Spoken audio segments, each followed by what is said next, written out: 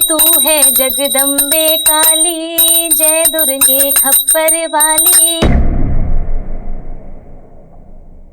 तेरे ही गुण गाए भारतीयों मैया। अभी तक अपनी बहू को घर से नहीं निकाला। कितनी बार समझाएं हम आपको? अरे डायन है वो औरत, डायन। जब पैदा हुई तो अपनी माँ को खा गई, जब 10 साल की हुई तब अपने फूफा को खा गई, और जब शादी हुई तो अपनी सास को खा गई।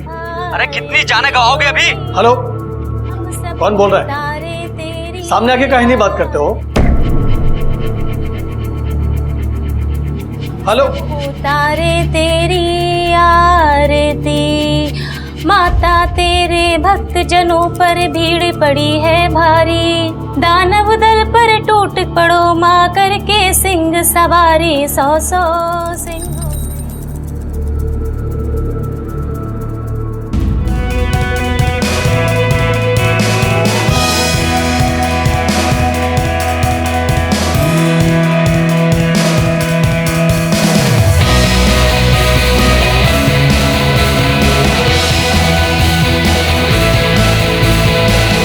आपकी बहू एक डायन है, इसे घर से निकाल दो। ये पूजा पाठ सब ढोंग है। सबसे पहले इसने आपकी पत्नी को खा लिया, अब एक एक करके सबको खा जाएगी। आपको शुभ चिंतन।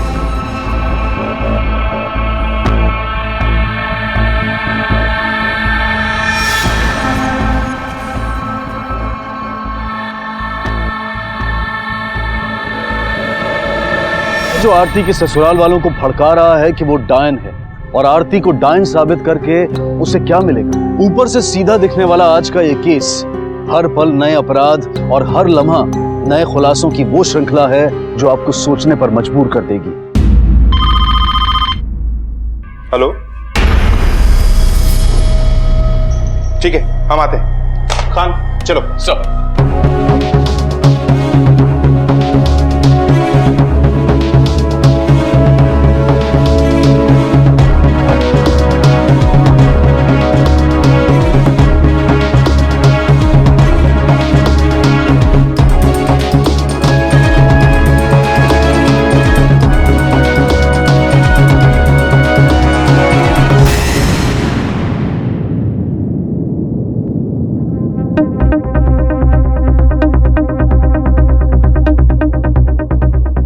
बॉडी बुरी तरह जली हुई है। देखो कोई आईडी या कोई और सामान मिलता है तो देखो सब तरफ।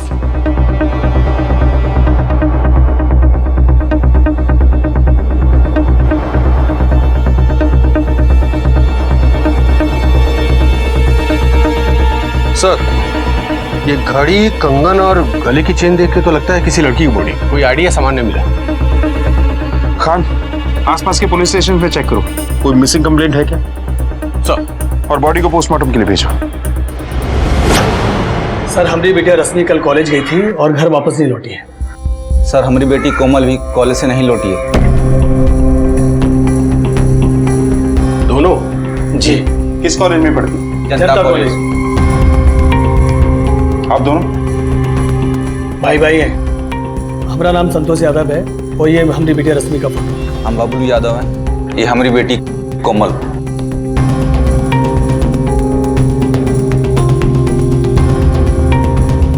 आप लोग आइए हमारे साथ। ये ज्वेलरी पहचानी, बॉडी से मिली है।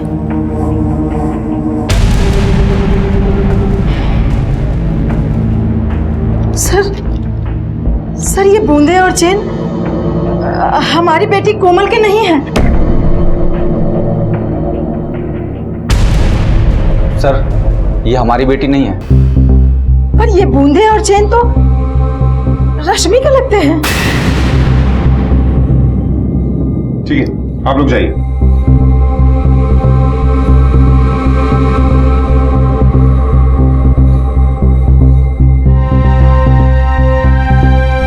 नहीं, ये हमारी बेटिया रश्मि नहीं है। ये ज्वेलरी देखिए, मीरा देवी ने बोला कि ये रश्मि की ज्वेलरी। अरे वो झूठ बोलती है। हम रश्मि के बाप हैं, हम उसको नहीं पहचानेंगे। ये कोमल हो सकती है। ठीक है, आप जा सकते हैं।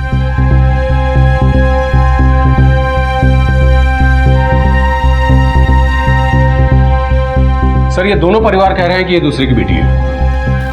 खान, इन खून के रिश्तों में कोई जहर घुला हुआ है। लेकिन दोनों फैमिलीज की बेटियों का एक साथ गायब होना ये कोई इत्तेफाक नहीं हो सकता। सही कह रहे हैं सर, कुछ तो है ये दोनों परिवार जो छुपा रहे हैं। दोनों फैमिलीज का डीएनए टेस्ट करो और वेरीफाई करो कि ये बॉडी किस फैमिली की बेटी की है। सर, ओम ह्रीं क्लीं चामुंडाय विच्चे।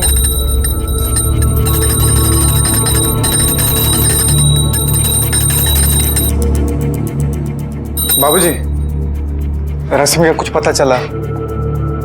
बहुत कोशिश की लेकिन कुछ पता नहीं चल रहा है। अरे हम भी उसके दोस्तों से कॉलेज भी जाके पता की, कोनो खबर ही नहीं। आप निश्चिंत रहिए बाबूजी, रश्मि को कुछ नहीं होगा। प्रसाद लीजिए। अगर हमारी बिटिया को कुछ हुआ ना तो हम तुम्हें जलाकर मार देंगे, समझे हो? बाबूजी रहने दीजिए, क्या कर सकते हैं, रहने दीजिए।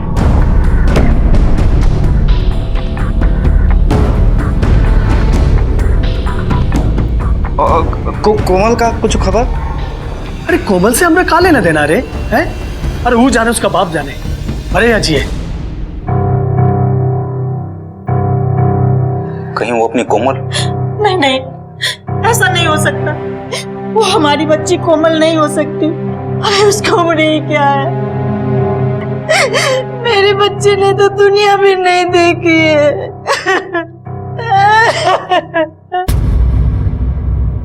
सर, डीएनए रिपोर्ट के मुताबिक बॉडी रश्मि की है। और सर, पोस्टमार्टम रिपोर्ट के मुताबिक मौत सर पे चोट लगने की वजह से हुई। बाद में बॉडी को जलाया गया। मतलब कातिल नहीं चाहता है कि बॉडी की शिनाख्त हो, या फिर कातिल की नफरत ने रश्मि को इस अंजाम तक पहुंचा दिया। कोमल का कुछ पता चला? नहीं सर। ठीक है, संतोष यादव के परिवार को खबर कर दो। Okay sir.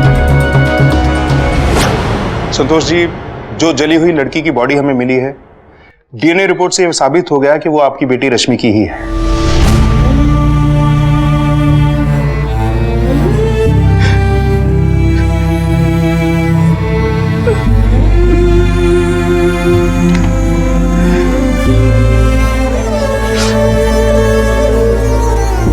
सर, ये संतोष यादव और बबलू यादव, इन दोनों भाइयों के बीच 2 साल पहले गैरेज और घर के बंटवारे को लेकर झगड़ा हुआ था। तब से दोनों भाइयों का परिवार एक ही छत के नीचे रहते हुए अलग अलग रहते हैं। गैरेज? कहाँ है ये गैरेज? मेन मार्केट में। उसी को लेकर लड़ाई हुई थी और कोर्ट में केस भी चल रहा है। ये गैरेज चला कौन रहा है? संतोष यादव का बेटा राहुल चला रहा है। बड़ा भाई बबलू यादव स्कूल टीचर है और छोटा भाई संतोष यादव खेती बाड़ी करता है। कहीं रश्मि की मौत और कोमल के गायब होने की वजह इन दोनों भाइयों की आपसी दुश्मनी तो नहीं हो सकता है सर। चलो, किसी पे कोई शक है आपको? किसी बाहर वाले से कोई झगड़ा या घर के किसी सदस्य से कोई बैर? नहीं सर, मेरा भाई हमसे झगड़ा जरूर कर सकता है पर वो हमारी बिटिया को नहीं मार सकता। अरे उसके लिए भी तो बिटिया जैसी ही थी ना वो। और कौन कौन रहता है आपके घर पे? सर, हमारा बेटा राहुल और बहू आरती। आपका बेटा राहुल कहाँ है? दुकान पर। नहीं नहीं सर, ऐसा कोई बात नहीं था। और झगड़ा इतना भी बड़ा नहीं था सर, और बेटी तो हमारी भी गायब है। संतोष जी, रश्मि के सर पे चोट लगने की वजह से उसकी मौत हुई है। आपको पक्का यकीन है कि उसकी किसी से कोई दुश्मनी नहीं? सर, हमारी बिटिया की किसी से कोई दुश्मनी नहीं थी। कोमल मिसिंग है। कहीं ऐसा तो नहीं कि रश्मि और कोमल के बीच में कुछ चल रहा हो और कोमल रश्मि को मार के फरार हो गई? नहीं सर, कोमल भी कभी ऐसा नहीं कर सकती सर। कोमल और रश्मि के बीच में कभी कोई झगड़ा, कोई अनबन वगैरह? झगड़े की नौबत तब आएगी ना जब बातचीत होगी। हमारी आपस में बातचीत बंद है। ठीक है, घर में बातचीत नहीं होती होगी, लेकिन दोनों लड़कियां साथ में कॉलेज में पढ़ती थी ना, तो हो सकता है वहां बातचीत होती हो। नहीं सर, 2 साल पहले जब घर का बंटवारा हुआ था तो गैराज के साथ साथ दिलों के भी बंटवारे हो गए थे। छोड़, हाथ छोड़। वाह भाई साहब वाह, जब गैराज चलाने का बारी था तब आप कहाँ थे? दिन रात मेहनत करके हमने बिटवा ने गैराज आज खड़ा किया तो आपको हिस्सा चाहिए? एक ठेला नहीं मिलेगा आपको, एक ठेला। बस कीजिए आप लोग, अब गैराज का फैसला जो है ना वो कोर्ट ही करेगा। हाँ तो ठीक है, कोर्ट में हो जाने दो गैराज का फैसला, लेकिन इस घर का फैसला आज होगा। अभी हम ऊपर रहेंगे और तुम नीचे।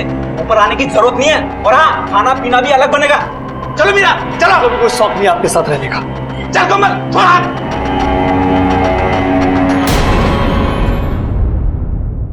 माँ मेरा टिफिन। हाँ अभी देती हूँ। Thank you. भाभी खाना हो गया? बस 2 मिनट बैठो मिला। उस दिन के बाद रश्मि और कोमल एक दूसरे से बात नहीं करते हैं। सर दोनों परिवारों में भले बातचीत नहीं है लेकिन एक दूसरे पर शक भी नहीं करते। संतोष यादव को देख के लग रहा है कि जरूर वो कुछ छुपा रहा है, लेकिन सवाल यह है कि वो क्या छुपा रहा है और क्यों। खान, इन दोनों लड़कियों की कॉलेज की जिंदगी को टटोलना होगा। सर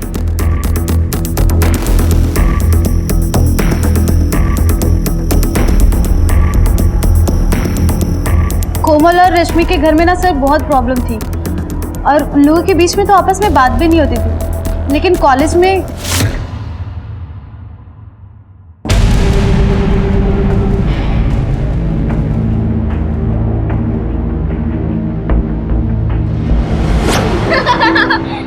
चल अभी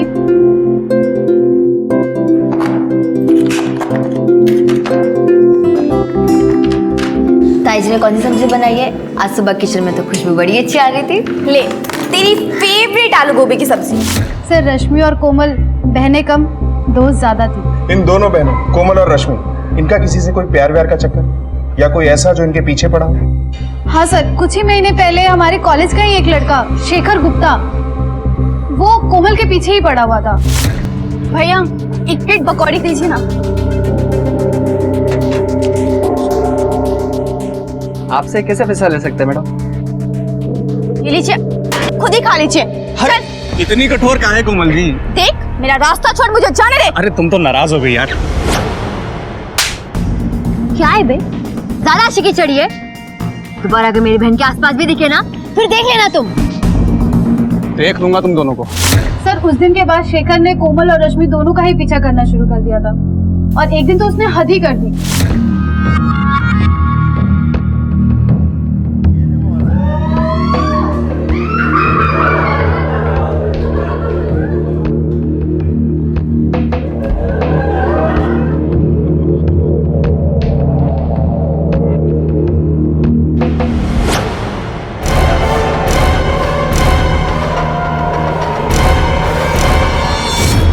ये शेखर गुप्ता कहाँ मिले?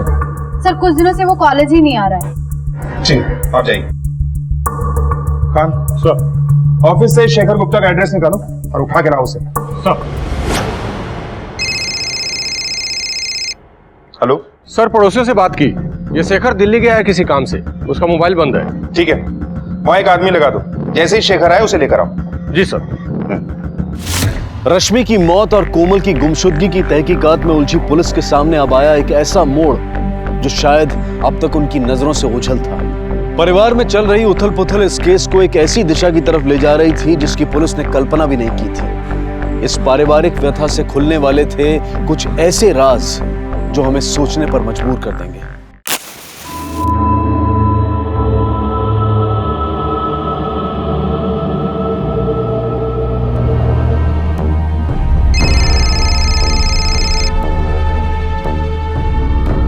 हेलो। क्या यादव जी? हाँ?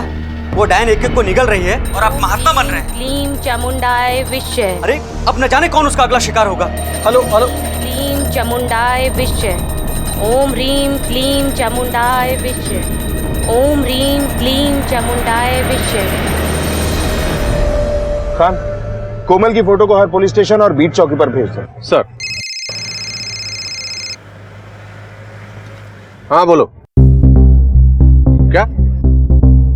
ठीक है हम आते हैं। सर यादव फैमिली में घमासान लड़ाई चल रही है। अरे जो हमारी पत्नी को खा गई, हमारी बिटिया को खा गई। चल निकल यहाँ से।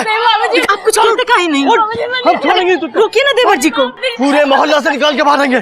चल उठ उठ, हम तुमको छोड़ेंगे नहीं। चल फौजी क्या कर रहे हैं? फौजी फौजी छोड़िए। फौजी फौजी छोड़िए। नहीं नहीं नहीं फौजी नहीं, फौजी लोग देख रहे हैं। फौजी लोग देख रहे हैं, आप क्या कर रहे हैं? फौजी ठीक है तो हम ही जाते हैं। रुको, उनके मामले से दूर रहो। वो भी ऐसे ही तमाशा देखते अगर वो लाश हमारी बेटी की होती तो। तू हट जा, आज मैं इसको जान से ही मार दूंगा। जान से मारूंगा तुझे। चलो यहाँ से। फौजी संभालिए। समझ नहीं। संतोष यादव का आरती के प्रति ऐसा बर्ताव किसी भी सभ्य समाज के लिए चिंता का विषय है। और आखिर ऐसी क्या वजह थी कि संतोष यादव को लगता था कि उनकी बहू आरती ही उसकी बीवी और बेटी की कातिल है? क्या वाकई में आरती ने अपनी ननद और अपनी सास को मारा था, या इस सब में उसका कोई हाथ था? क्या आरती खुद एक अंधविश्वास का शिकार थी? अपनी बहू को जान से मारने की कोशिश की है तुमने। अपने घर की बहू के साथ ऐसा घिनौना सलूक, वो भी किसी की बेटी है। तो उसने हमारी बिटिया को जान से मारा है, उसका क्या? तुम इतने यकीन के साथ कैसे कह सकते हो? जब से आरती घर में शादी होके आई है ना साहब, तब से हमारा घर तहस नहस हो गया है। राहुल आरती की शादी के ठीक 1 महीना के भीतर हमारी पत्नी उमा का देहांत हो गया, और तो और हम दोनों भाइयों में बंटवारा हो गया साहब। और अब उस डायन ने हमारी बिटिया को भी खा लिया। डायन? किस दुनिया में जी रहे हो तुम? हमारे पास सबूत है साहब। पिछला 2 साल से कोई आदमी हमको फोन पे आगाह करने का कोशिश कर रहा है। कितनी बार समझाएं हम आपको? अरे डायन है वो औरत, डायन। आपकी बहू एक डायन है, इसे घर से निकाल दो। ये पूजा पाठ सब ढोंग है। वो डायन एक एक को निगल रही है और आप महात्मा बन रहे हैं। अब न जाने कौन उसका अगला शिकार होगा। ये सब अंधविश्वास है। अंधविश्वास नहीं है साहब ये। अरे जॉन लड़का उस लड़की से शादी नहीं करना चाहता था, आज वो उसका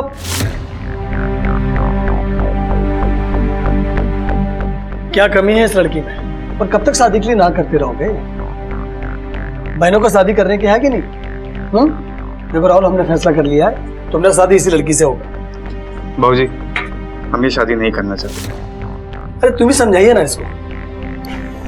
अरे बेटा, तू तो समझदार हो गया है, घर की जिम्मेदारियां भी संभाल रहा है, तो माई की गोद में एक लल्ला नहीं देगा? लेकिन माई। देखो राहुल, हम लड़की के पिता को जुबान दे चुके हैं। पर कुछ नहीं, तुम्हारा शादी इसी लड़की से होगा और इसी महीना में होगा, समझे हो? और अब देखिए, उसका माँ मर गया, उसका बहन मर गया, लेकिन उसके ऊपर कोई असर नहीं है। उसका पल्लू छोड़ने को तैयार नहीं। जब हमने उस लड़की को घर से निकालना चाहा तो उसने हम पर हाथ उठाया, हमको धक्का मार के रोक दिया। साहब, उस लड़की ने उसको भी बस में कर लिया है। पर हमको तो डर है साहब कि कहीं डायन उसको भी ना निकल ले। हमको बाबूजी के खिलाफ कोई कंप्लेन नहीं लिखवानी।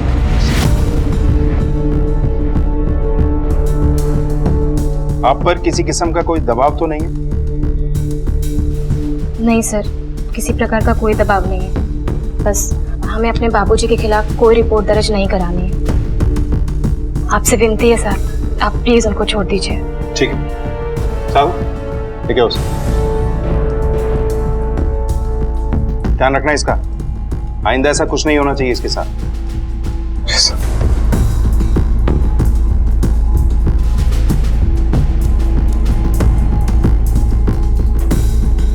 किस्मत अच्छी है तुम्हारी जो तुम्हारी बहू ने एफआईआर दर्ज नहीं करवाई। आगे से कुछ मत करना इसके साथ ऐसा, समझे? अब जाओ, जाइए आप लोग। और सुनो, हमें उस आदमी का नंबर चाहिए जिसने तुम्हारे अंधविश्वास को बढ़ावा दिया और अफवाहों भरे लेटर्स दिए। जी खान, चलो।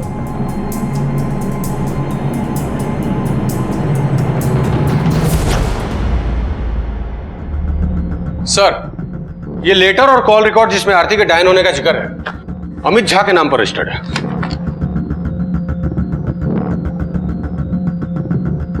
कहीं आरती को डायन बताकर अमित झा ने ही तो इस क्राइम को अंजाम नहीं दिया? हो सकता है सर। डायन।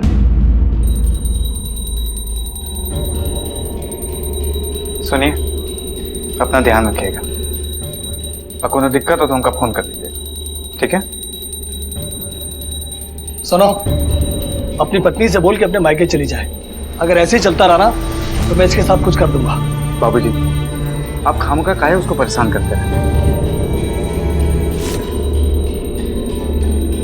ओम ह्रीं क्लीं चामुंडाय विश्चे। ओम ह्रीं क्लीं चामुंडाय विश्चे। ओम ह्रीं क्लीं चामुंडाय विश्चे।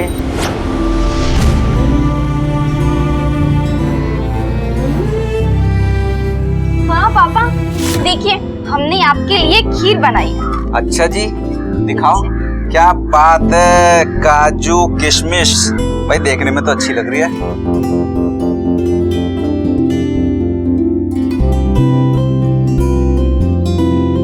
कैसे बनी है बेटा? बहुत बढ़िया, एकदम बढ़िया। दिखाइए।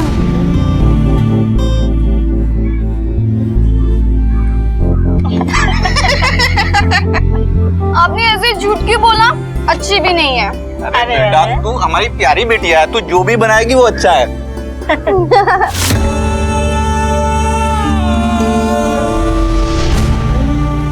आरती वाकई में डायन है। जब से इस घर में आई है सब गलत हो रहा है। हमको इस बात अपनी कोमल बिटिया की सलामती के लिए प्रार्थना करनी चाहिए। हे प्रभु, मेरी बिटिया को सही सलामत घर वापस कर दो। उसकी रक्षा करना प्रभु।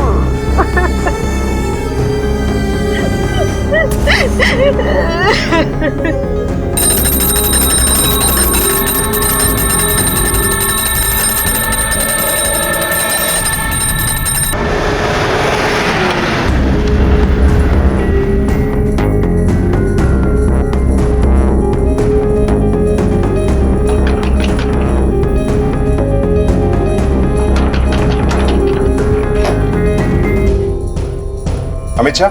जी सर। ये लेटर्स तुम नहीं लिखे थे? नहीं सर, मैंने नहीं लिखे थे। तुम्हारे खिलाफ सारे सबूत हैं हमारे पास। एक एक कॉल का डिटेल है तुम्हारी। क्या चल रहा है ये सब? सच सच बता, वरना तेरी सेहत के लिए अच्छा नहीं होगा। सर वो लेटर मैंने ही लिखे थे और वो फोन कॉल भी मैंने ही किए थे। अरे डाइन है वो, डाइन है डाइन। जब पैदा हुई तब अपनी माँ को खा गई। तू आरती को डायन क्यों साबित करना चाहता है? आरती डायन ही है, मेरी इस हालत की जिम्मेदार वही है।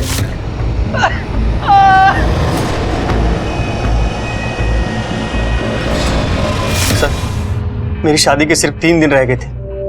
इस हादसे के बाद मेरी शादी टूट गई। उसने जिंदगी भर के लिए मुझे अपाहिज बना दिया। उसी की वजह से हुआ सभी। आरती ने तुम्हें धक्का मारा? जी सर। तुमने कभी आरती के खिलाफ पुलिस में कंप्लेंट दर्ज करवाई? सर नहीं। एक लड़की ने तुम्हें छत से धक्का दिया, तुम्हें जान से मारने की कोशिश की, फिर भी तुमने उसके खिलाफ कभी पुलिस में कंप्लेंट दर्ज नहीं करवाई। चलो खान। सर ये तो साफ हो गया है कि ये आरती को परेशान करने के लिए, उससे बदला लेने के लिए उसे फोन करता था, लेटर भेजता था। लेकिन इसको देखकर लगता नहीं है कि ऐसे क्राइम को अंजाम दे सकता है। हो सकता है इसने किसी को हायर किया हो। इसके कॉल डिटेल्स निकालो और मिलने जुलने वालों पर नजर रखो। वो कॉल और लेटर्स भेजने वाला अमित झा है।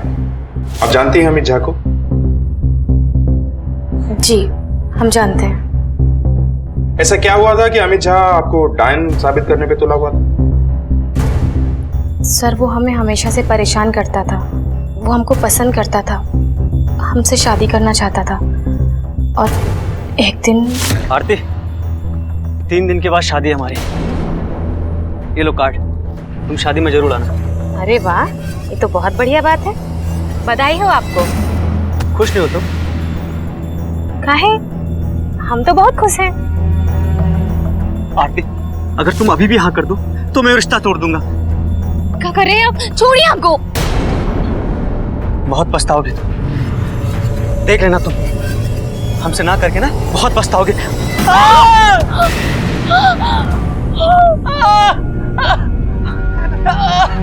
और उस दिन के बाद से अमित ने सबको कहना शुरू कर दिया कि हम डायन हैं।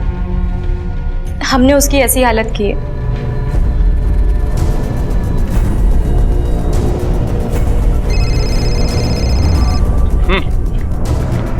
अच्छा ठीक है सर, कोमल के मोबाइल की लास्ट लोकेशन वही है जहां से हमें रश्मि की लाश मिली थी। तो सर कहीं ऐसा तो नहीं कि कोमल ने ही रश्मि को मारा हो और फिर वहां से फरार हो गई हो? खान हो सकता है कोमल के साथ कोई हादसा हुआ। उस पहाड़ी वाले एरिया को एक बार फिर से छानना।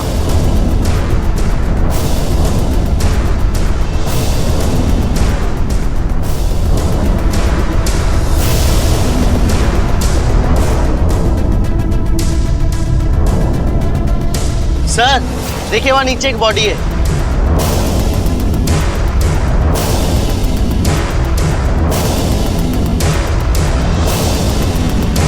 चलो नीचे चलते हैं।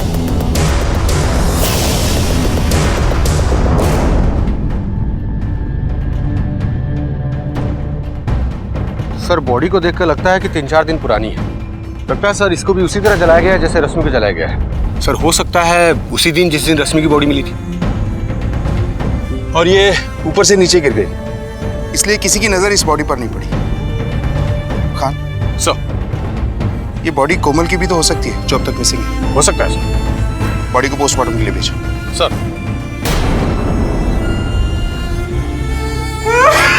कोमल मेरी बेटी, क्या हो गया? कोमल उठना उठना, कोमल उठना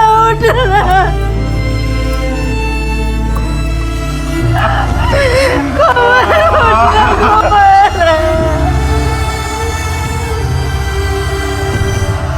तक तो लग रहा था कि कोमल ने रश्मि को मारा, लेकिन वो तो खुद हादसे की शिकार हो गई है। और सर अमित झा के कॉल रिकॉर्ड से भी मालूम पड़ गया कि उसने किसी को हायर नहीं किया। सर शेखर गुप्ता को ले आए हैं। चलो।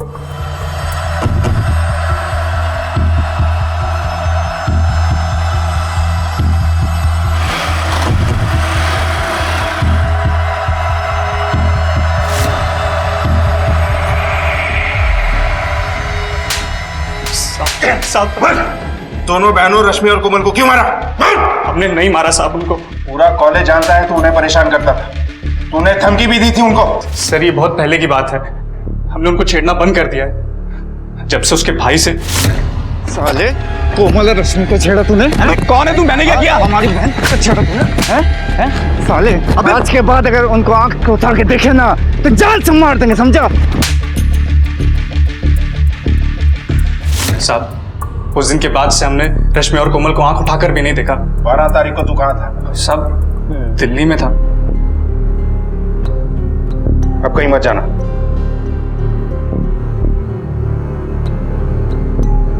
ये शेखर अब भी शक के दायरे से बाहर नहीं है। इसकी 12 तारीख की लोकेशन और डिटेल्स निकालो और नजर रखो इस पर। राहुल ने इतनी बड़ी बात हमसे क्यों छुपाई हुई? इस बात का जवाब तो वो राहुल ही दे सकता है। पुलिस के सामने हर कदम पर कुछ ना कुछ चौंका देने वाली बातें आ रही थी। राहुल का इतनी बड़ी बात को छुपाना राहुल को भी संदिग्ध बना रहा था। क्या राहुल जानता था कि कोमल और रश्मि की मौत के पीछे कौन है, या कुछ ऐसा था जिसे वो छिपाना चाहता था?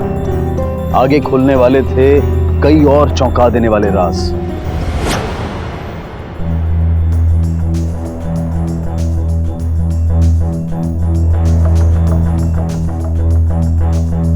संतोष लगा नंबर? नहीं भाई साहब, नहीं लग रहा है।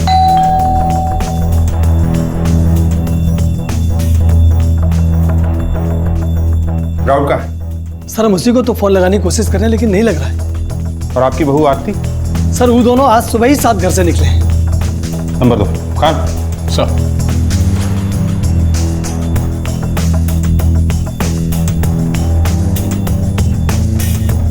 सर ये राहुल और आरती दोनों का फोन नहीं लग रहा है, नॉट रीचेबल है। ठीक है, दोनों की लास्ट लोकेशन ट्रैक करो।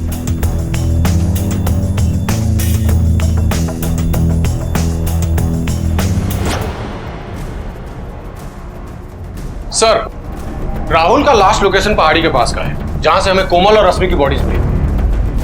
राहुल वहां क्या कर रहा था? सर हो सकता है राहुल को कातिल का कोई सुराग मिल गया हो और कातिल ने उसे गायब कर दिया।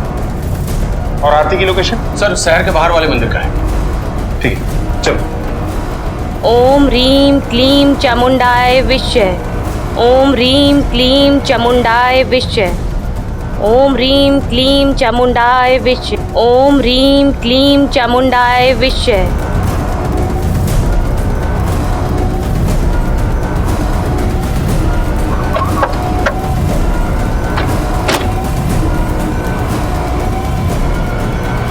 पंडित जी जरा। जी। ये आरती यादव की पूजा कब से चल रही है? सर वो 6 घंटे से पूजा कर रही हैं और बहुत कष्ट सह रही हैं। 6 घंटे? इस बीच ये कहीं बाहर नहीं गए? नहीं सर, ये तो 6 घंटा से पूजा ही कर रही हैं। ये पूजा किस लिए कर रही है? अब सर वो का है पेट से है ना, तो इनकी मनोकामना है कि इनको लड़का ही हो। क्या ये जादू टोना भी करती है? अब वो तो हमने देखा नहीं पर सुना जरूर है।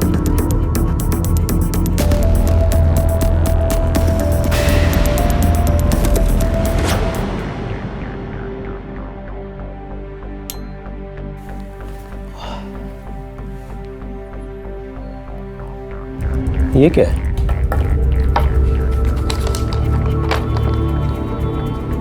पिताजी मैं घर छोड़कर जा रही हूँ। आरती का इस तरह से पूजा हवन करना ताकि उसे बेटा हो बेटी नहीं, यह इशारा था कि बेटे की चाहत आरती से कुछ भी करवा सकती है। हमारे आज के समाज में बेटे और बेटी को बराबर समझा जाता है, तो फिर आरती को बेटे की इतनी लालसा क्यों थी? जबकि वो खुद एक बेटी है, एक स्त्री है। क्या बेटे की इसी चाहत ने आरती को मुजरिम बनने पर मजबूर किया? तुम्हारा पति राहुल कहाँ है? सर हमको नहीं पता। सुबह मंदिर में छोड़कर हमको किसी काम के लिए निकल गए थे। कहाँ?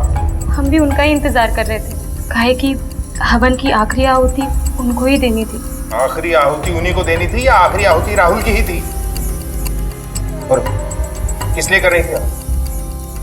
वो लोग किस लिए कर रही थी? लड़के के लिए।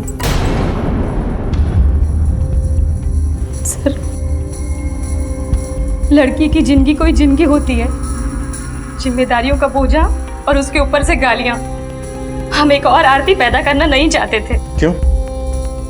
ऐसा क्या हुआ था तुम्हारे साथ? क्या बताएं सर,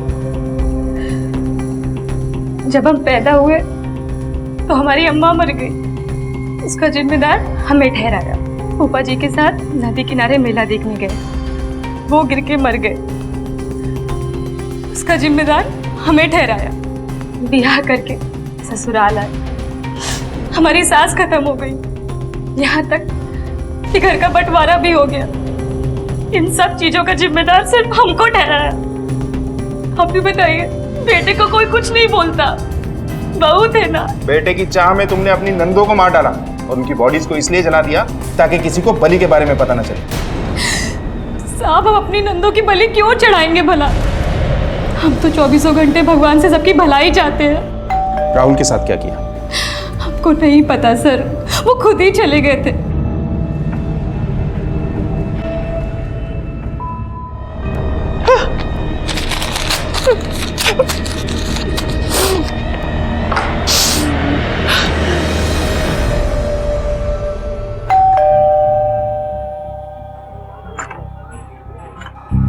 बाबूजी, इतना सब कुछ होने के बाद तुम फिर से आ गई?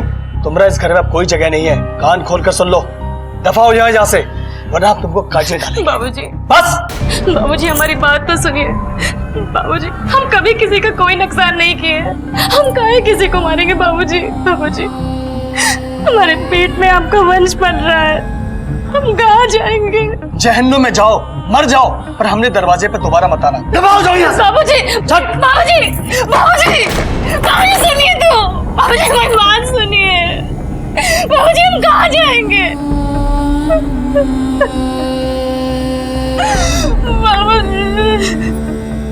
सर कोई सबूत नहीं है जिससे आरती को कोमल और रश्मि के मौत का या फिर राहुल के गायब होने का जिम्मेदार ठहरा सके। और शेखर? शेखर के मोबाइल का लोकेशन क्राइम लोकेशन के आसपास कभी नहीं दिखा और उसकी ऐसी कोई संदिग्ध एक्टिविटी नहीं दिखी। खान, कहीं तो कुछ है जो हमसे मिसिंग है। हमें एक बार फिर से इस केस को नए नजरिए से देखना होगा। कोमल और रश्मि दोनों को आखिरी बार 12 तारीख को जनता कॉलेज में देखा गया और दोस्तों के मुताबिक दोनों एक ही टाइम पे कॉलेज से बाहर निकली थी और उसी दिन शाम को लगभग 5-6 बजे के बीच दोनों की मौत हुई। 17 तारीख को राहुल भी गायब हो गए।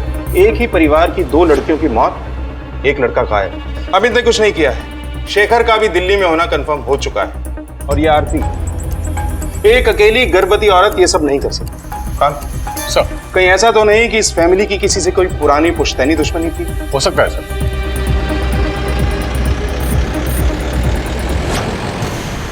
आप लोगों की कोई पारिवारिक दुश्मनी, कोई ऐसा जो आप लोगों के बच्चों को मारकर आपसे बदला ले सकता हो?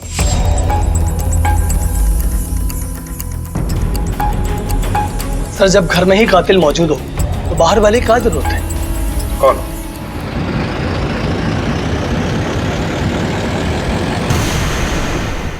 सर, आप लोगों की कोई पारिवारिक दुश्मनी, कोई ऐसा जो आप लोगों के बच्चों को मारकर आपसे बदला ले सकता हो? सर जब घर में ही कातिल मौजूद हो तो बाहर वाले की क्या जरूरत है? कौन? हमारी बहू आरती। जी सर, उसी ने इस घर को बर्बाद किया है।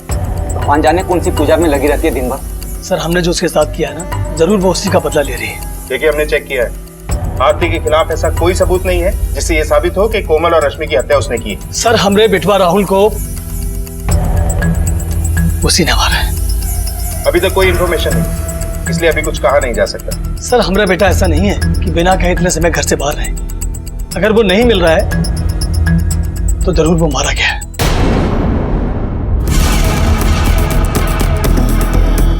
सर 2 बॉडीज को जलाने के लिए कम से कम 10 लीटर पेट्रोल तो लगा होगा। खान, सभी पेट्रोल पंप्स पे पता करो, कि 12 तारीख या उससे 1-2 दिन पहले किसी ने इतनी मात्रा में पेट्रोल खरीदा है क्या? सर,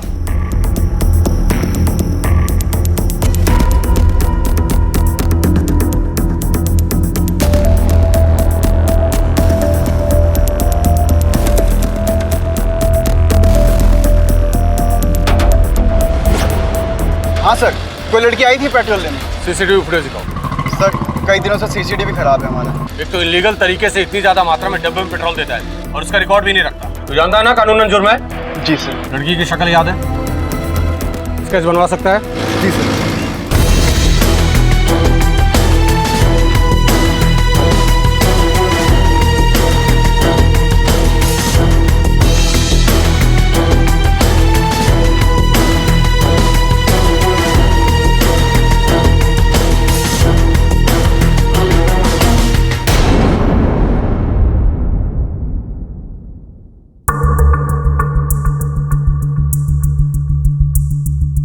नहीं जानते हैं सर।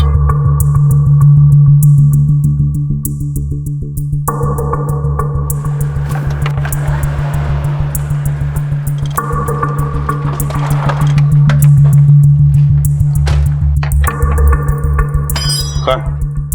इस लड़की को पहचानते हो? हाँ साहब, ये राहुल भैया से मिलने आती थी। हाय राहुल, कैसे हो? तुम हमारा पीछा कहीं नहीं छोड़ रही। राहुल, मैं जानती हूँ तुम अपनी शादी से खुश नहीं हो और मुझे पता है तुम्हारी बीवी डायन है और वो जादू टोना करती है और ये तो बात सभी जानते हैं ना। एक बात ना तुमसे साफ है कह रहे कामिनी, दोबारा ना अपनी शकल में दिखाना यहाँ। और क्या जानते हो इस लड़की के बारे में? मतलब ये कहाँ रहती है, कुछ पता है? ये तो नहीं पता ये कहाँ रहती है, पर हाँ साहब, इसका नाम कामनी है। ठीक। सर, राहुल के फोन रिकॉर्ड में कामनी का नंबर है, ये देखिए।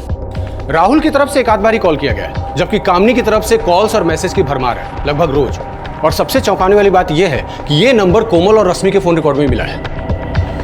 खान, पता करो कि इस कामिनी का कोमल और रश्मि से क्या कनेक्शन है और इस कामिनी की डिटेल्स निकलवाओ। Okay sir.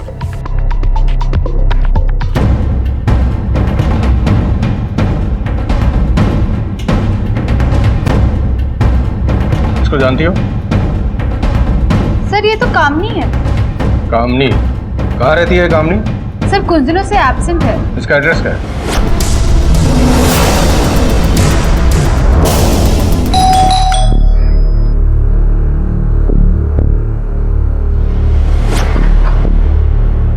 कामिनी कहाँ है? कौन कामनी? मर गई मेरे लिए, चिट्ठी छोड़ के किसी लड़के के साथ भाग गई। कहाँ है वो चिट्ठी? फाड़ दी मैंने। क्या करता उस चिट्ठी का? अपने बाप की इज्जत का भी ख्याल नहीं किया, किसी शादीशुदा आदमी के साथ भाग गई। नाक कटा दी मेरी। सर, गोपी के अनुसार कामनी राहुल से एक तरफा प्यार करती थी, राहुल उसे इग्नोर करता था। लेकिन सर, लेटर के अनुसार कामनी किसी शादीशुदा इंसान के साथ भागी थी और जो राहुल की तरफ इशारा करता है। और जिस दिन वो गई उसी दिन उसने पेट्रोल खरीदा, जिससे कोमल और रश्मि को जलाया गया। और उसके 4 दिन के बाद राहुल गायब हुआ। सर, कहीं ऐसा तो नहीं कि राहुल और कामनी भागने के फिराक में थे, कोमल और रश्मि ने देख लिया इसलिए उन दोनों को मार दिया? लेकिन खान, राहुल को भागने की जरूरत क्या थी? अगर वो कामनी से शादी करना चाहता तो बड़े आराम से कर सकता था, क्योंकि राहुल का परिवार आरती को पसंद नहीं करता था। तो राहुल को आरती से तलाक लेने के लिए उसके परिवार की सहमति बड़ी आसानी से मिल सकती थी। लेकिन कोई कड़ी है खान जो हमसे छूट रही है।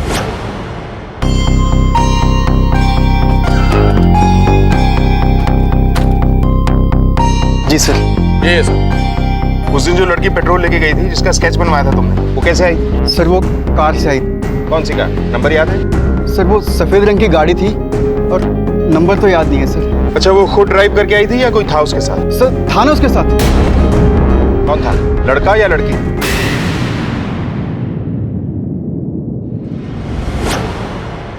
सर, आपका शक सही निकला।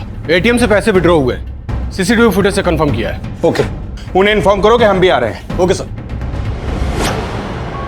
सर, हमने अपने आदमी सिविल ड्रेस में उसके पीछे लगा दिया। बहुत जल्द हमारे प्लान के मुताबिक हम उसे घेर लेंगे।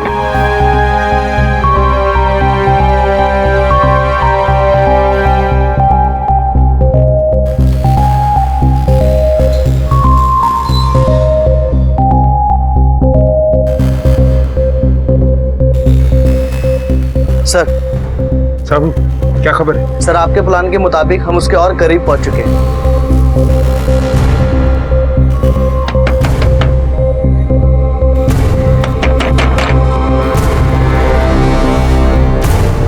पहचाना?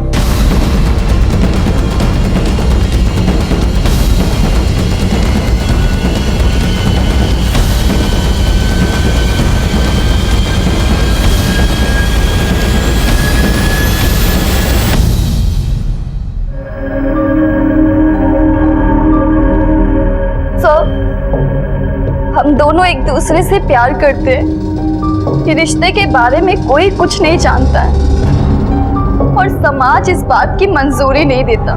हम बस इतना चाहते थे कि हम यहाँ से दूर चले जाएं, कहीं ऐसी जगह जहाँ ना कोई हमें और ना ही हमारे रिश्ते के बारे में जानता। पर भागते पूरा परिवार हमें ढूंढता। मौत का नाटक करना बहुत जरूरी था, इसीलिए मैंने कामिनी को। हेलो राहुल, आज बड़े दिनों बाद याद किया। आज ये सूरज कहाँ से निकला है? हाँ, अरे बहुत दिन से ना हम तुमसे कुछ कहना चाह रहे थे, मगर हिम्मत नहीं हो रही। ऐसी कौन सी बात है, बताओ मुझे। वो क्या है ना कि हम भी वैसा ही फील करते हैं जैसा तुम हमारे लिए फील करती हो, मगर हम शादीशुदा और हम अपनी बीवी को तलाक नहीं दे सकते। तुम जानती हो ना कि वो। हाँ, डायन है वो, जादू टोना कर देगी, है ना? अरे हमरे ऊपर तो सिर्फ तुम्हारे प्यार का जादू छाया हुआ है। ऐसा सच में है? सर, कामिनी हमारे बातों में पूरी तरह आ गई थी। फिर हम उससे एक लेटर भी लिखवाए कि वो घर से भाग रही। फिर हम बोले देखो, जो आरती है उसको मार कर उसकी बॉडी जलाने के लिए पेट्रोल लगेगा। पेट्रोल लाने में कोमल उसकी मदद करेगी। 10 लीटर पेट्रोल दे दो ना। ऐसे नहीं मिलता मैडम, ऐसे जाओ। अरे भैया समझो ना, हम लोग सब पिकनिक पे जा रहे हैं और ये एक गाड़ी नहीं, बाहर और भी गाड़ी है। आप समझो ना, दे दो ना प्लीज। हाँ मैडम।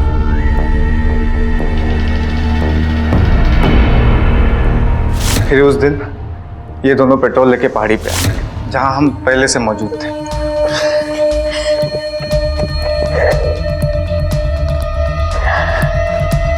मिल गया ही पेट्रोल, काम हो गया। आरती कहाँ है? वो आ गई आरती। कोमल जल्दी से अपना कपड़ा इसको पहनाओ। हाँ। अब फिर हम दोनों ने उसकी बॉडी को जला दिया। रश्मि को हमारे ऊपर शक हो गया था। उस दिन वो हमारे पीछे पीछे भी आई थी। कोमल भैया, इतनी घिरी हुई हरकत मैं सबको बता दूंगी। मैं सबको। हम उसे सच में मारना नहीं चाहते थे, उसने सब कुछ देख लिया था। चलो इसको भी जला देते। हमें लगा कि परिवार हमें मरा मानकर हमें ढूंढना छोड़ देगा और हम आराम से अपनी जिंदगी जिएंगे। भाई बहनों की रक्षा के लिए होते। कैसा भाई है तू? 2 जिंदगियां लेकर चैन की जिंदगी जीने निकला था तू। चैन का तो पता नहीं, बाकी की बची हुई जिंदगी तुम दोनों जेल की सलाखों के पीछे सड़ोगे।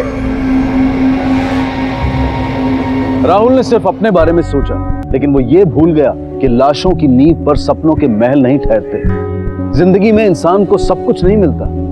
कई बार ज्यादा पाने के लालच में इंसान जो हाथ में है उसे भी खो बैठता है।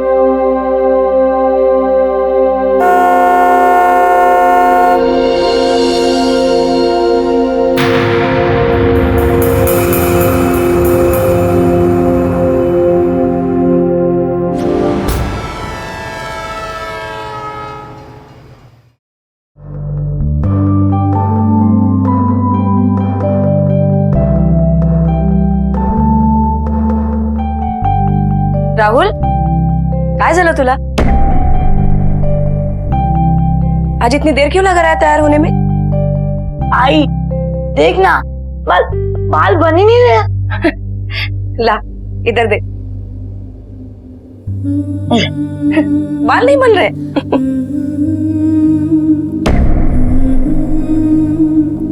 हाँ, होमवर्क सब अकेला ना, और स्कूल में ज्यादा मस्ती मत करना। हाँ, तुम्हारे काका अगले हफ्ते तक हमें पैसे दे रहे, तो स्कूल टीचर से बात कर लेना। हाँ, कि अगले हफ्ते तक हम स्कूल की फीस भर देंगे। हाँ, देख। हाँ आई सांगना, तू बिना देखे मेरे बाल कैसे बना लेती है? खरं सांगू, मैं देख सकती हूँ। म्हणजे? मन की आंखों से। मन की आंखों से मुझे सब पता चल जाता है। जैसे कि आज मुझे पता था कि तुम्हें हलवा खाने का बहुत मन कर रहा है, तो मैंने आज तुम्हारे टिफिन में हलवा भर दिया। सच? हाँ। चलो चलो, अब लेट हो रहा है। बाय आई। हाँ, और धीरे जाना, दौड़ना नहीं। आई। आता काय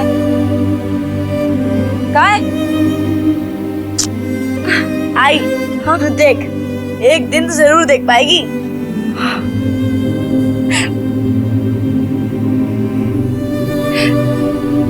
मेरी आंखें तो तू है।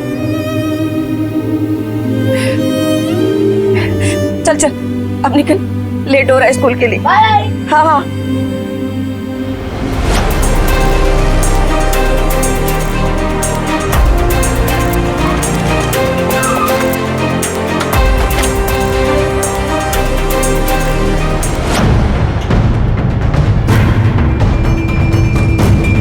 कौन हो सकता है बच्चा और किसने इसे इतनी बेरहमी से मारा होगा?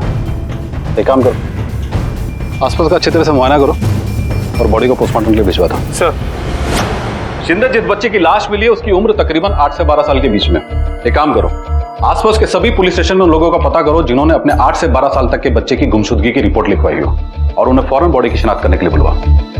हो सर।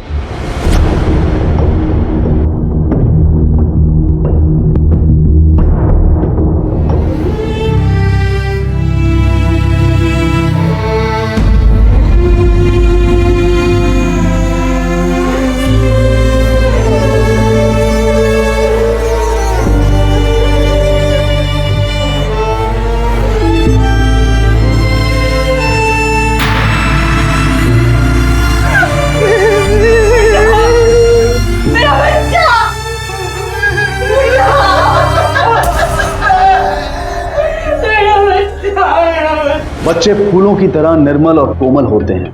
हम उन्हें पूरी हिफाजत से रखते हैं, उनकी देखभाल में कोई कमी नहीं छोड़ते। अगर उन्हें कोई मामूली सी चोट या खरोच भी आ जाए तो हम बर्दाश्त नहीं कर पाते। आखिर किसी की एक बच्चे के साथ क्या दुश्मनी हो सकती है? इस केस ने दरिंदगी की सारी हदें पार कर दी। एक बच्चे की निर्मम हत्या ने सबको झकझोर कर रख दिया। लेकिन क्या आगे ऐसे कई और बच्चे इस भयानक जुर्म का शिकार बनने वाले हैं? ये केस हमारे बच्चों की सुरक्षा के संगीन मसले पर एक सवालिया निशान है। बच्चे की मौत लोअर बॉडी पार्ट डैमेज और एक्सेसिव की ब्लीडिंग की वजह से हुई है। बच्चा काफी दर्द से गुजरा होगा मरने के पहले। इसके भी हाथ पांव पर रस्सी के निशान हैं। इसका मतलब है हाथ और पांव बांधकर लोअर बॉडी पार्ट को डैमेज किया गया है। और मारने वाले ने जख्म के ऊपर एंटीसेप्टिक सॉल्यूशन भी लगाया है। आपकी किसी से कोई दुश्मनी? साहब, गरीबों की किसी से क्या दुश्मनी होगी साहब। मुन्ना को आखिरी बार आप लोगों ने कहाँ देखा? आज स्कूल गया था। स्कूल की छुट्टी में दोस्तों को दिखाई दिया। इसके बाद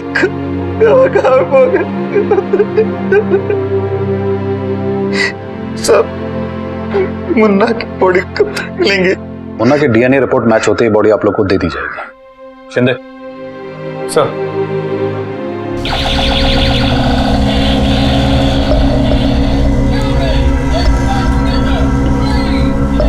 राहुल,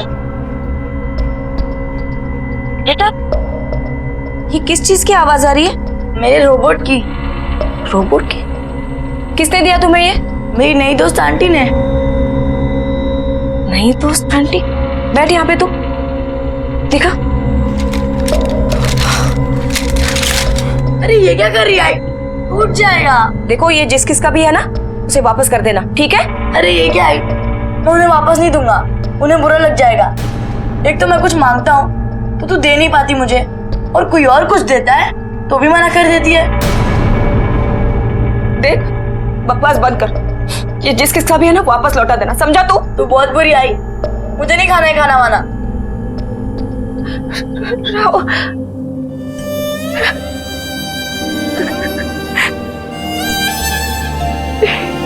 ये क्या आई?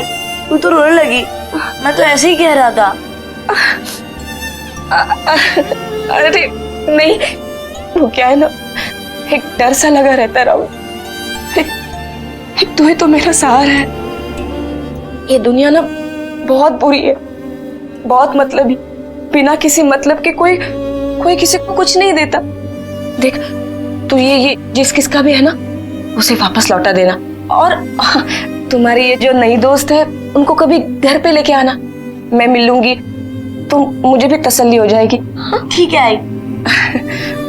चल खाना खा। आई? अरे तू खा।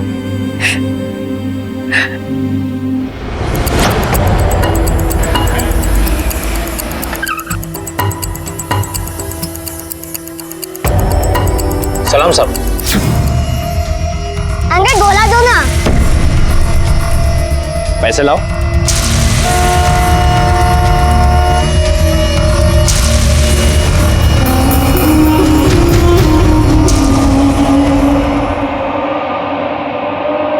सर मैं उसे देख नहीं पाया क्योंकि वो बहुत दूर खड़ा था। ठीक है, शिंदे ये आदमी अमीर है जो मुन्ना का इतना अच्छा दोस्त बन गया और उसे पैसे भी देता था। अब इसका जवाब तो मुन्ना के घर वालों के पास ही होगा। तो ये भी पता चला है कि बनवारी पिछले 2 साल से काफी कर्जे में था। एक बार तो उसने खुद को और अपने पूरे परिवार को खाने में जहर डाल के मारने की कोशिश की। बहुत बड़ा बवाल हुआ था इस मैटर पे, पूरा मोहल्ला इसके बारे में जानता है। चलो बनवारी के घर चलते हैं। सर एक बार मारने की कोशिश की थी मैंने। मेरे घर के हालात बहुत खराब थे, पैसा नहीं था, काम नहीं था, ऊपर से कर्जा भी बहुत बढ़ गया था मेरा। लेकिन सब जैसा जैसा मेरे पास पैसा आया ना, मैंने कर्जा भी फेड़ा और मुन्ना मुन्नी को दोनों को भी स्कूल में भेजा। कुछ नहीं किया साहब। वो आदमी कौन था जो मुन्ना को पैसे और खाने की चीजें दिया करता था? साहब हमें लगा कोई भला इंसान है जो इतनी महंगी चॉकलेट और टॉफियां लाता है। हम तो मुन्ना से अपने बहनों के लिए भी लाने के लिए कहते थे साहब। वो हमारे लिए खाने का पार्सल भी लाता था। अच्छा, किसी गाड़ी वाले या किसी ड्राइवर से आप लोगों की कोई दुश्मनी? हम किसी गाड़ी वाले को नहीं जानते साहब। कहीं ऐसा तो नहीं कि उस सफेद गाड़ी वाले ने मुन्ना को किडनैप किया तो फिर उसकी जान ले लिया? आखिर उसकी इन लोगों से क्या दुश्मनी हो सकती है? क्या वाकई मुन्ना के लिए वो एक अजनबी था या मुन्ना उसे पहले से ही जानता था? पता करो। सर मेरा 11 साल का बेटा बंटी स्कूल से वापस नहीं आया। आपने स्कूल में पता किया? सर सब जगह पता करवाया, स्कूल, उसके दोस्त से, रिश्तेदारों से, लेकिन किसी को कुछ नहीं मालूम। किसी पे कोई शक? किसी से कोई दुश्मनी वगैरह? हाँ हो सकती है। बंटी के पापा बिल्डर है, सही मेरा बेटा बंटी। बच्चा अमीर घर का होने की वजह से ये केस किडनैपिंग का हो सकता है। इस केस की सारी डिटेल निकालो, घर के सारे फोन टैप करवाओ। हो सकता है किडनैपर रैंसम के लिए फोन करे। हो सर। आपके हस्बैंड कहाँ हैं? सर वो दुबई में, बता दिए उन्हें, बहुत बिजी रहते हैं, शायद आज है। हम आपके बेटे को ढूंढने की हर मुमकिन कोशिश करेंगे, आप जाइए।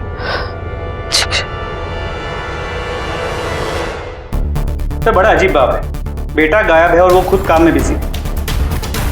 शिंदे, ये केस कहीं मुन्ना के केस से रिलेटेड तो नहीं है? क्योंकि बंटी भी ठीक उसी तरह स्कूल के बाहर से गायब हुआ है। We have to be very careful.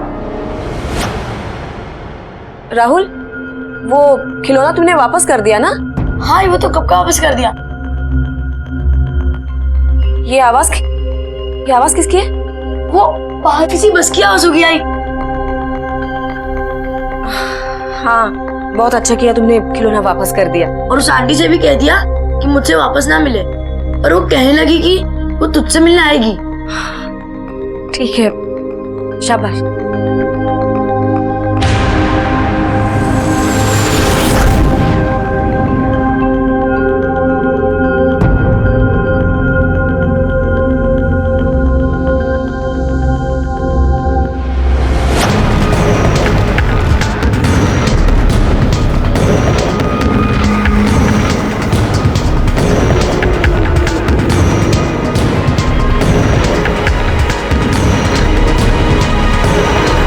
School के अंदर पूछा से कुछ हाथ नहीं लगा।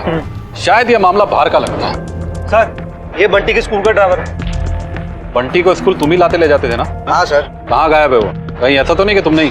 नहीं साहब, बंटी तो छुट्टी होने पर अक्सर देरी से स्कूल बस में आता था और वो एक आंटी से मिला करता था।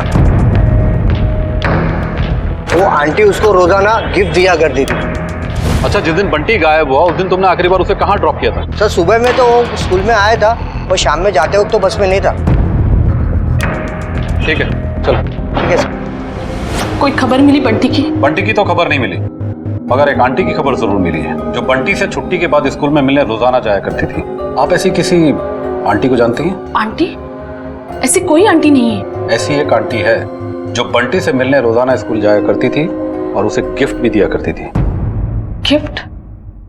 हाँ, आजकल बंटी स्कूल से काफी गिफ्ट्स लाता था और कहता था कि उसके किसी दोस्त ने उसे गिफ्ट दिया है। मैंने उसको समझाया कि दोस्तों से गिफ्ट मत ले, क्योंकि हमें किसी चीज की कमी नहीं है। क्या मैं वो गिफ्ट देख सकता हूँ? हाँ, अभी लेके आती हूँ।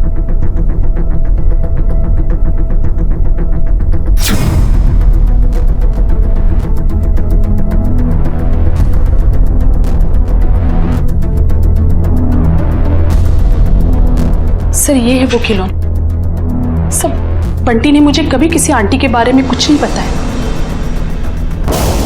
आपके पति नहीं आए अभी तक? जी नहीं। हम अपने बच्चों को बड़ी उम्मीदों के साथ इस दुनिया में लाते हैं, जी जान से उनकी परवरिश करते हैं, पर क्या हम अपने बच्चों को अच्छी तरह से जानते हैं? क्या हमारे बच्चे बेझिझक बिना किसी दबाव के अपने मन की सारी बातें हमें बताते हैं? कहीं हमारा डर, हमारा अनदेखापन उन्हें हमसे दूर तो नहीं कर रहा है? और अगर ऐसा है तो माता पिता को एक ऐसा वातावरण बच्चों को देना होगा जहां वो अपने मन की बात दूसरों से करने से पहले अपने माँ बाप से करें, और इसकी पहल भी पेरेंट्स को ही करनी होगी। हमारे बच्चे हमारी जिम्मेदारी है और उन्हें सही और गलत का फर्क बताना हमारा कर्तव्य है। और यहाँ इस केस में पुलिस भी अपने कर्तव्य से कोई समझौता नहीं कर रही थी। चिंदे, मुन्ना के केस में एक अंकल और बंटी के केस में आंटी, दोनों का मोडस ऑपरेंडी भी एक जैसे ही है, बच्चों को गिफ्ट और पैसे देकर उनसे दोस्ती करना।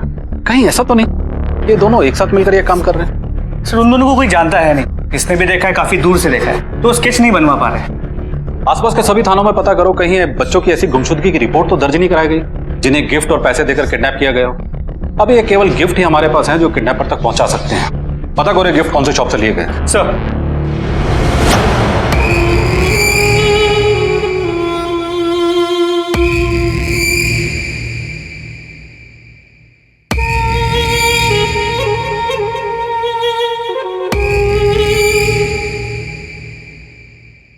आंटी, गाड़ी बहुत अच्छी है। सर, मुन्ना और बंटी के केसेस की इन्वेस्टिगेशन रिपोर्ट। मुन्ना की लाश मिले 1 हफ्ता गुजर चुका है और लाश मिलने के तकरीबन 8 दिन पहले ही वो किडनैप भी हुआ था। सर, बंटी को गायब हुए भी 1 हफ्ता हो गया। अगर ये वही गैंग है, बंटी की जान भी खतरे में है। हमें अलर्ट रहना होगा। काम करो, तुम आसपास के सभी स्कूलों में अलर्ट इशू करवा दो कि वहां के बच्चे और लोग इस तरह के किसी भी अंकल और आंटी से सतर्क रहें। कोई भी संदिग्ध व्यक्ति दिखे तो तुरंत पुलिस को इन्फॉर्म करें और सभी पुलिस स्टेशन में इस केस की इंफॉर्मेशन दो। सब इलाकों में गश्त बढ़ा दो। ये अंकल और आंटी किसी भी हालत में गिरफ्तार होने चाहिए। हो सर। शिंदे साहब, अब ये कॉन्ट्रैक्ट तो किसी भी तरीके से हमें मिलना ही चाहिए। क्या कहते हैं आप? भाई, इसमें आपका भी फायदा है और हमारा भी फायदा है। सुनिए मैं क्या बोल रही हूँ। कब से देखे आप फोन पे लगे पड़े। हमारा बंटी खो गया आपको, लेकिन कुछ चिंता ही नहीं है। जब से आए तब से फोन पे लगे पड़े। कुछ तो कीजिए। शिंदे साहब, मैं 5 मिनट में कॉल बैक करता हूँ। अरे वो बात में बस मुझे अपनी किसी भी चीज में उलझाने की कोशिश मत करो, समझी तुम? ऐसा कैसे नहीं उलझने? अरे हमारा बेटा है वो। एक बच्चे की निर्मम हत्या और दूसरे बच्चे की गुमशुदगी ने पुलिस की नींदें उड़ा दी थी। किसी ने कातिल को देखा नहीं था और ना ही कातिल का कोई सुराग पुलिस को मिल पाया था। पुलिस को यह केस जल्द से जल्द सुलझाना था, क्योंकि उन्हें डर था कि कातिल के निशाने पर अगला कोई और भी हो सकता है। इस केस को 1 हफ्ता बीत चुका था, लेकिन कातिल अब भी खुलेआम घूम रहा था। किसी को नहीं पता था कि बंटी कहां है। साहब, मेरा बेटा राहुल कल नाना पार्क से गायब हुआ है। अभी तक घर वापस नहीं लौटा। आपके पास आपके बेटे राहुल के फोटोग्राफ है? हाँ।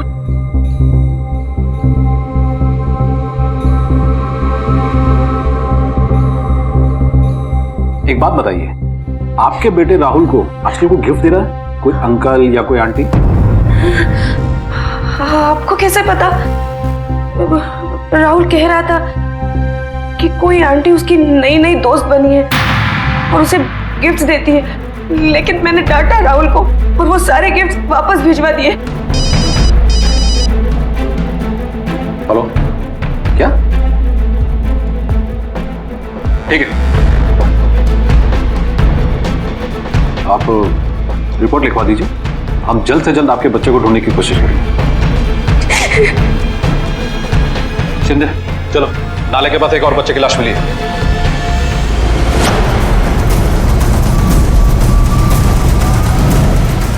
चलिए हटिए, चले पीछे हटिए। पार्टी वागे गया ना, भागे भागे हटी गया ना, हटिवा।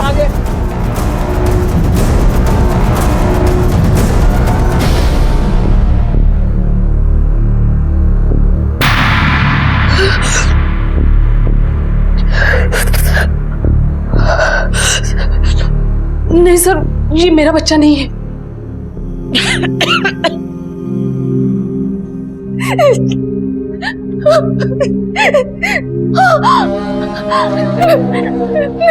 नहीं नहीं नहीं,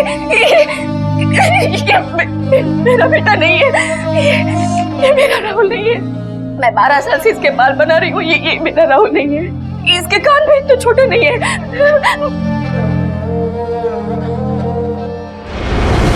ये केस दिन ब दिन उलझनों से घिरने लगा था। मुन्ना का अपहरण और हत्या और एक और बच्चे की उसी तरह से की गई हत्या, इन दोनों की लाशों ने ये जाहिर कर दिया था कि उन्हें मारने से पहले कठोर दर्द और यातनाएं दी गई थी। कौन था ये दूसरा बच्चा? ऊपर से राहुल और बंटी के अपहरण की गुत्थी।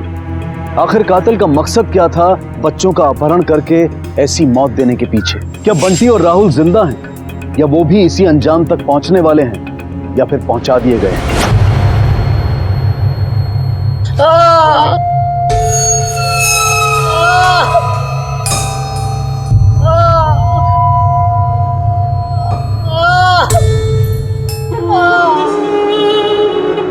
अंकल, उस रूम में किसकी आवाज आ रही है? खाना खा लो।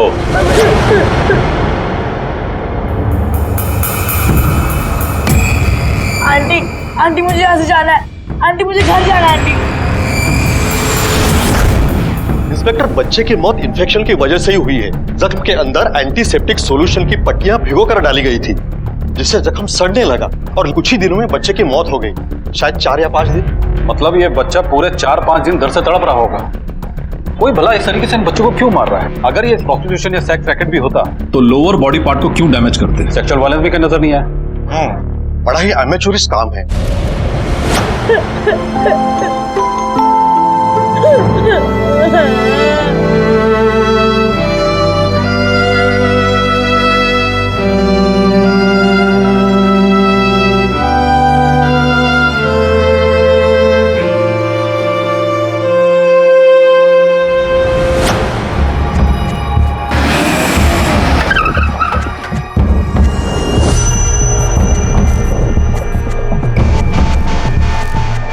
यस सर, ये गिफ्ट आप ही की शॉप से खरीदी गई है? देखता हूँ सर। सर, पिछले हफ्ते हमारी दुकान से खरीदा गया है गिफ्ट। उस दिन की सीसीटीवी फुटेज होगी आपके पास? जी सर।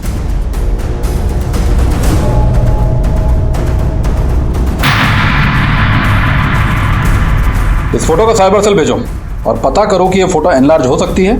Sir 1 minute.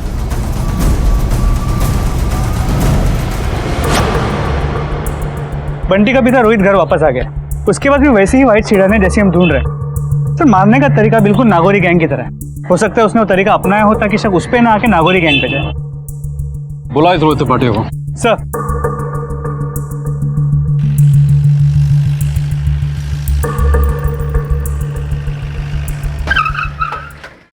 हमने तेरी पूरी जन्म कुंडली निकाली रोहित, और पता चला है कि तू कभी बंटी के स्कूल गया और ना ही कभी उसकी टीचर से मिला। तेरी बिल्डिंग वालों ने बताया कि तू उसे अक्सर मारा पीटा करता था। बंटी के फ्रेंड ने बताया कि तूने कभी उसका बर्थडे नहीं मनाया। अपनी गाड़ी होने के बावजूद भी तू कभी उसे घुमाने नहीं गया, स्कूल छोड़ने नहीं गया, और उसके गुमशुदा होने पर अब तेरे चेहरे पर जरा भी परेशानी नजर नहीं आ रही। अब बता। देखिए इंस्पेक्टर साहब, ऐसा कुछ भी नहीं। इनफैक्ट आप कुछ ज्यादा ही सोच रहे हैं। चल अपनी सोच बता। इंस्पेक्टर साहब, मैं एक बिल्डर हूँ और मेरी कई साइट्स हैं। इनफैक्ट कुछ साइट तो उस स्कूल के पास है जहाँ बंटी पढ़ता है, लेकिन मैं कभी उससे मिलने नहीं गया क्योंकि मुझे लगता है कि बंटी मेरी औलाद ही नहीं है। देखिए, मुझे ऐसा लगता है कि हमारे ऊपर वाले फ्लोर पे जो अखिलेश जोशी रहता है, बंटी उसका बेटा है। अब आप ही बताइए, मेरी बीवी निशा, वो हमेशा उस अखिलेश जोशी के यहाँ ही मिलती है। अखिलेश जोशी भी बंटी को बहुत प्यार करता है। इनफैक्ट अब तो बंटी की शक्ल भी मुझे उस अखिलेश जोशी से मिलती हुई नजर आने लगी है। तो तुमने कभी बंटी का डीएनए टेस्ट नहीं करवाया? जी नहीं। देखिए इंस्पेक्टर साहब, बात सिर्फ इतनी सी है कि मैं बंटी को पसंद नहीं करता, बाकी मैंने कुछ नहीं किया है। कोई है? कोई है वहाँ? मुझे यहाँ से बाहर निकालो। मुझे माँ के पास जाना, अपनी माँ के पास। मुझे यहाँ से बाहर निकालो। माँ के पास जाना है मुझे अपनी।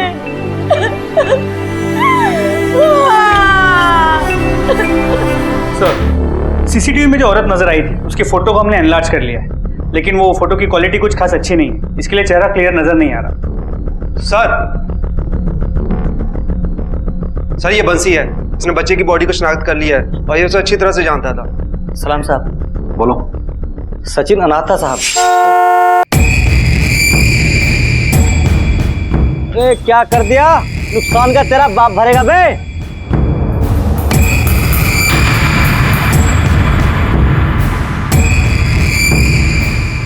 और ये लो अपने 50 रुपए और मस्त वाली अदरक की चाय बनाओ मेरे अंकल के लिए। अब ये कौन से अंकल पैदा हो गए तेरे? अरे अपने वही टॉप वाले कस्टमर हैं।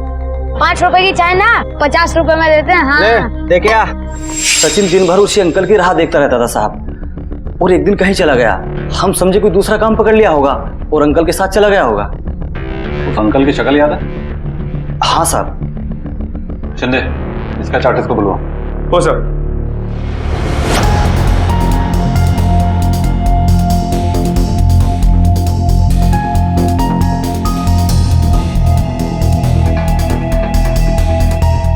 हाँ साहब, ये वही अंकल है। शिंदे, इस अंकल के बारे में सभी पुलिस स्टेशन पे पता करो, कहीं कोई रिकॉर्ड तो नहीं है, और यहाँ के लोकल पेपर में भी इसकी फोटो पब्लिश करो। ये आदमी हमें जल्द से जल्द चाहिए। हो सर।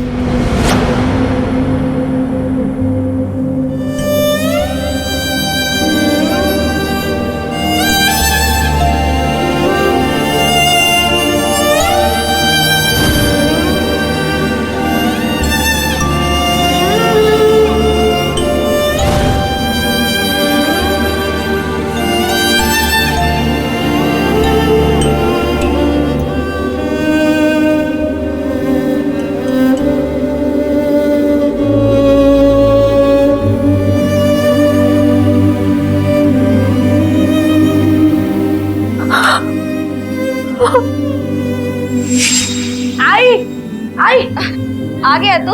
अरे ये सब छोड़, ये देख मैं तेरे लिए क्या लाया हूँ। क्या है ये? चश्मे कहाँ से लेके आया? अरे आई, पहले ये पेन के देख। अरे दिखा।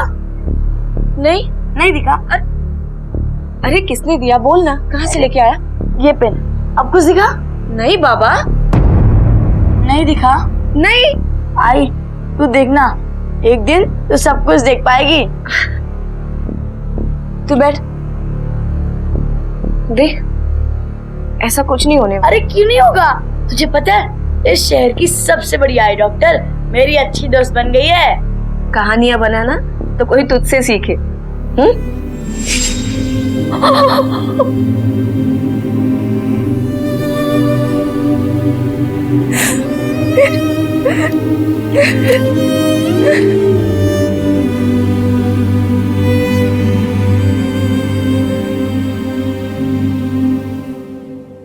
ये चश्मे उस आंटी ने दिए मेरे राहुल को, मेरी आंखों के लिए। राहुल कह रहा था कि वो आंटी आंखों की बहुत बड़ी डॉक्टर है। फिर उस आंटी ने राहुल को खिलौनों के साथ साथ इनकी आंखें ठीक करने की भी आस दे रखी है। बहुत चालाक है आंटी। इस अंकल आंटी की जोड़ी ने बच्चों की मजबूरियों के साथ साथ उनकी जरूरतों को भी ढाल बना रखा है। शिंदे, अभी हम किसी भी बात को इग्नोर नहीं कर सकते हैं। एक काम करो, इस शहर के जितने भी लेडी आई डॉक्टर्स हैं उनका डेटा निकालो और उस गिफ्ट शॉप वाली सीसीटीवी फोटो से मैच करो। हो सकता है कुछ ना कुछ तो जरूर मिलेगा। हो सर।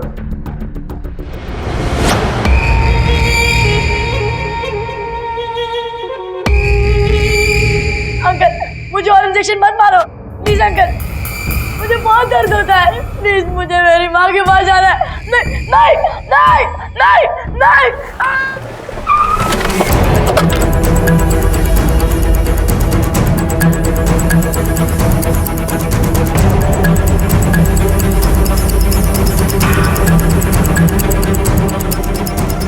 बच्चे की लाश। ये भी 8 से 10 साल के बीच लगता है। सर लगता है इसे मार के बोरे में डाला है। पर सर ये टायर मार्क्स, लगता है किसी ने गाड़ी में ला के बोरा यहाँ फेंक दिया।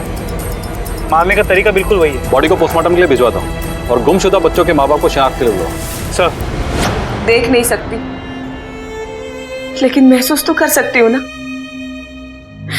यहाँ पे जब आती हूँ तो मेरा कलेजा मुंह में आता है। हाँ, किसी भी माँ के लिए इससे कठिन पल और क्या हो सकता है।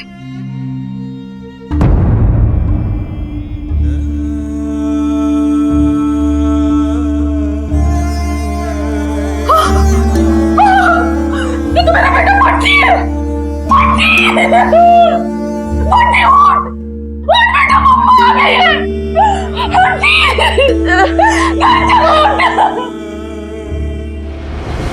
बच्चे की मौत लिंक काटने से हुई है। इसके भी हाथ पांव पर रस्सी के निशान हैं, जैसे मुन्ना के केस में थी। इसका मतलब है हाथ और पांव बांधकर उसका लिंक काटा गया होगा और मारने वाले ने जख्म के ऊपर एंटीसेप्टिक सॉल्यूशन भी लगाया है। कातिल पहले बेरहमी से बच्चे का लिंक काटता है, फिर उस जगह पर एंटीसेप्टिक सॉल्यूशन लगाता है, बाद में मरने के लिए छोड़ देता है, चेहरा बिगाड़ देता है।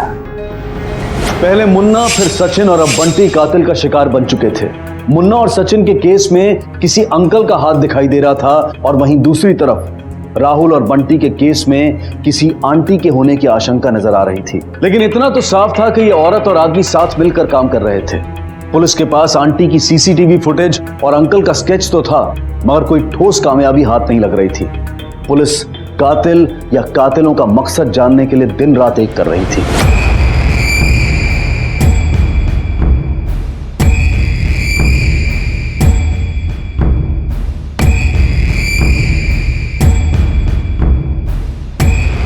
हेवी डोज में एनेस्थीसिया के इंजेक्शन दिए गए थे और उसे काफी मात्रा में फीमेल हार्मोन के इंजेक्शन भी दिए गए थे। बच्चे के लिंक काटने के बाद भी उसे 3-4 दिन तक रोज कम मात्रा में एनेस्थीसिया के इंजेक्शन दिए गए थे। यह शायद इसलिए कि वो दर्द से कम तड़पे, और ग्लूकोज और खाने की मात्रा तो ये 3-4 दिनों में तो ना के बराबर थी। बच्चे को रॉन्ग ड्रग्स, स्टार्वेशन और इंजुरी ने मार डाला। डॉक्टर, ये हार्मोनल इंजेक्शन क्या होता है? ये इंजेक्शन मेल की बॉडी में फीमेल के हार्मोन्स बढ़ाता है, जिससे मेल की बॉडी में फीमेल जैसे चेंजेस होते हैं। सारे विक्टिम्स लड़के ही, कोई क्यों इन मासूम बच्चों को ये इंजेक्शन दे रहा है? अच्छा डॉक्टर, इस तरह के हार्मोनल इंजेक्शन और एनेस्थीसिया किसी भी मेडिकल से आसानी से मिल जाते हैं? एनेस्थीसिया का इंजेक्शन तो सिर्फ डॉक्टर को ही मिलता है और हार्मोनल चेंजेस की दवाइयां सिर्फ प्रिस्क्रिप्शन पे ही मिलती है। सर कहीं ऐसा तो नहीं कि अंकल और आंटी के साथ लड़कों ने कोई बुरा बर्ताव किया और वो अपना बदला लड़कों के साथ इस तरह ले रही है? Thank you doctor. शिंदे, पता करो हार्मोनल इंजेक्शन कौन कौन से मेडिकल में मिल रहे हैं और किस किस ने खरीदा। सर यही है वो दुकान और यहीं पे आया था वो। ये आदमी आपके यहाँ पे आया था।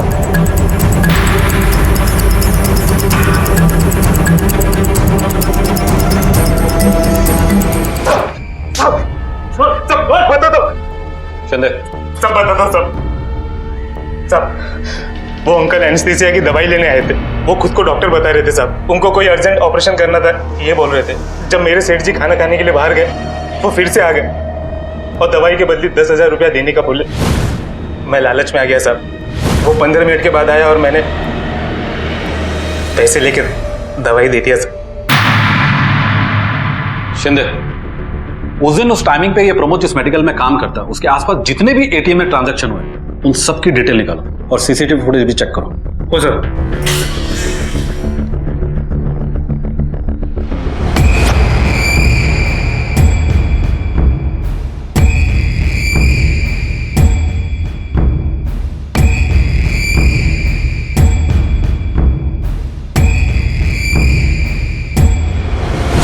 मेडिकल शॉप के आसपास 3 एटीएम्स और उस वक्त तीनों एटीएम्स में मिला के कुल 25 एंट्रीज हुई थी।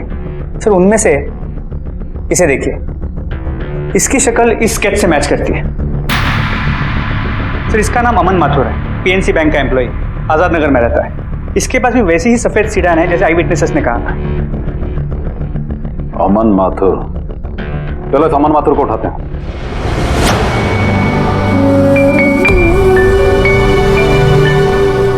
मैंने आपकी सारी बातें मान ली। अब तो मम्मी को चश्मा दे दीजिए। जिससे उन्हें सब कुछ दिखने लगे।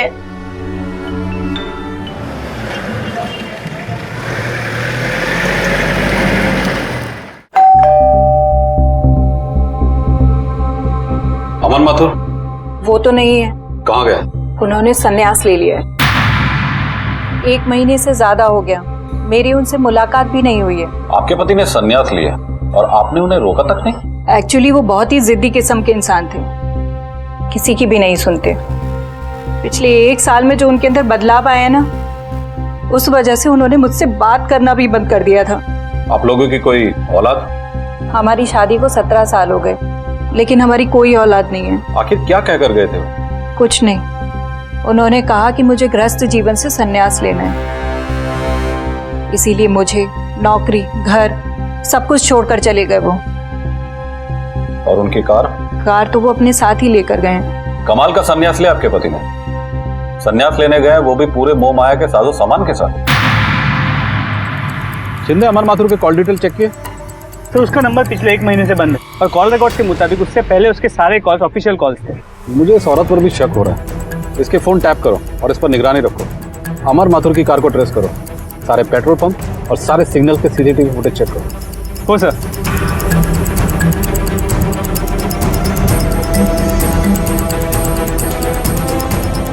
जी, मैं अमन माथुर की जगह पर ही पोस्ट हुआ। सुनने में आया है कि वो बहुत ही अच्छे मैनेजर थे। ठीक है, थैंक्स। सर, इनके पास अमन को लेकर कोई इन्फॉर्मेशन है। बोलो। मैंने कई बार अमन सर को लेडीज वॉशरूम में जाते हुए देखा है। एक बार तो मैंने उन्हें पकड़ लिया तो उल्टा मुझ पे ही भड़क पड़े। Sir, ladies toilet. Gents toilet गंदा रखते हो, जाकर साफ करो उसको। मुझे तो लगता है ऑफिस की किसी लेडीज के साथ उनका चक्कर था। अमन सर का हम में से किसी के साथ कोई रिलेशन नहीं था, मगर न जाने क्यों साल भर पहले से उन्होंने आदमी के बजाय हमारे साथ रहना शुरू कर दिया था। पहले हमें अजीब सा लगा, मगर बाद में सब नॉर्मल लगने लगा। वो मेकअप के साथ साथ ज्वेलरी तक हमारे साथ डिस्कस करते थे। आपने उनसे इस चेंज की वजह नहीं पूछी? जी पूछा था, तो उन्होंने बताया कि उनकी पत्नी हमेशा उनसे शिकायत करती है कि उनको औरतों की पसंद नापसंद के बारे में कुछ पता नहीं चलता। शायद उनकी पत्नी के साथ कुछ ठीक नहीं था। वो बहुत वर्कहॉलिक है। नौकरी छोड़ने से 1 दिन पहले उन्होंने बहुत सा काम 1 दिन में कंप्लीट कर लिया था। कौन सा काम? आई थिंक कोई सीज प्रॉपर्टी वेरिफिकेशन की फाइल थी। ये हस्बैंड वाइफ का चक्कर कुछ समझ में नहीं आ रहा है शिंदे। बात कुछ और ही है। हस्बैंड ऑफिस के लोगों को बेवकूफ बना रहा है और वाइफ हमें। अमन के घर का सर्च वारंट निकालो।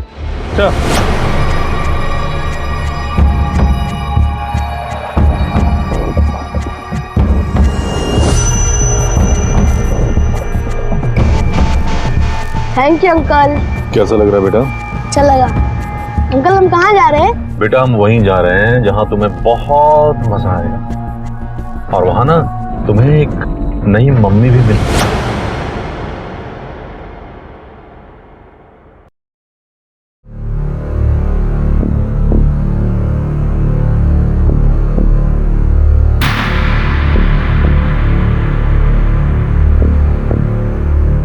राहुल, वो खिलौना तुमने वापस कर दिया ना?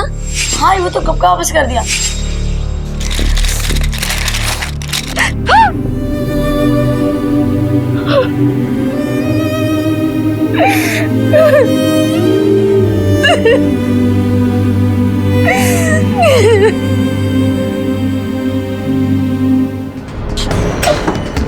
मिसेस माथुर, हमें आपके घर की तलाशी लेनी है।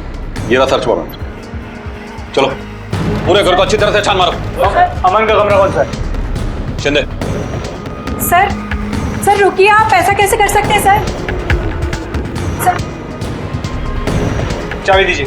सर इसकी चाबी मेरे पास नहीं है, इसकी चाबी उन्हीं के पास रहती है। वो इसे हमेशा लॉक रखते हैं सर। तोड़ दो।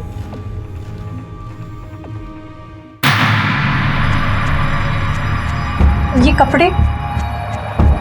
ये सारा सामान आपका है? नहीं सर, मैं तो खुद सरप्राइज हूँ कि अमन की अलमारी में ये कपड़े कहाँ से आए। मिसेस माथुर, कहीं ऐसा तो नहीं आपके पति की लाइफ में कोई दूसरी औरत थी?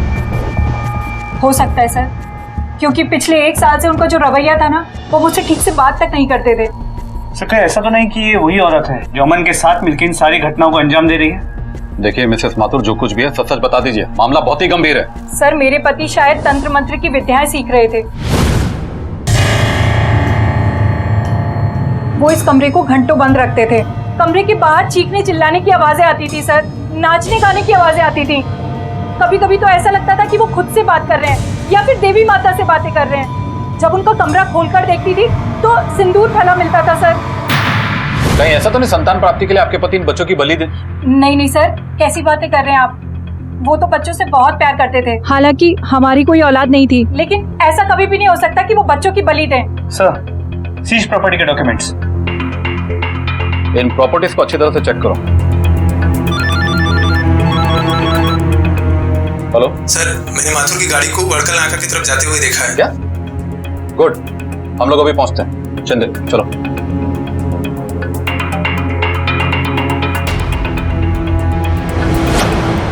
और कोई नहीं रहता क्या? बताता हूँ बेटा, अभी बताता हूँ। यहाँ ना बहुत लोग रहते हैं। मैं हूँ, तुम हो और तुम्हारे बहुत सारे दोस्त। मुझे मेरी मम्मी के पास जाना। नहीं बेटा, तुम अपनी मम्मी के पास नहीं जा सकते। अब तुम्हारी नई मम्मी तुम्हारे सामने आएगी।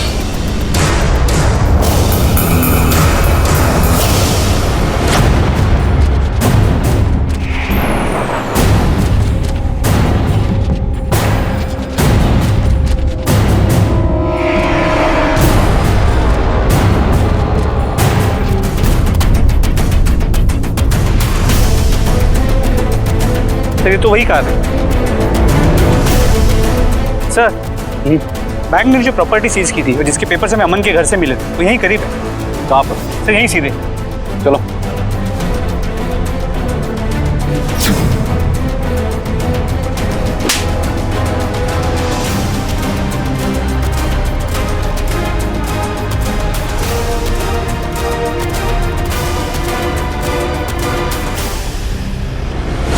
क्यों किया ये सब तूने?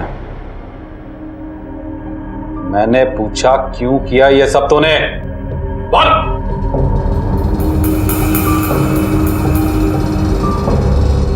पता नहीं क्यों, मुझे भी नहीं पता। मेरे अंदर अचानक ही परिवर्तन होना शुरू हो गया। लड़कियों की हर चीज मुझे अच्छी लगने लगी। मैं किन्नर बनना चाहता था। फिर मैं किन्नरों की टोली में भर्ती होने भी गया था, पर उन्होंने हमें बहुत मारा। उन्होंने कहा किन्नर खुदा बनाते हैं, हम खुद नहीं बन सकते।